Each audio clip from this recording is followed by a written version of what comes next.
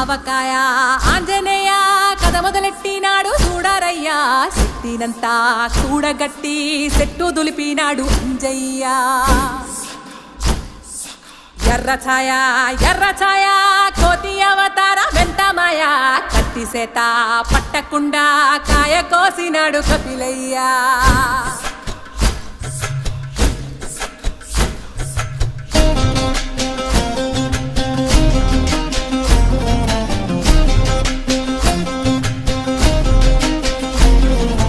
అంజనమ్మ ముందు పంజుల్ పుంజుల్ సీడి మామిడి ముక్కలు కుప్పల్ తెప్పల్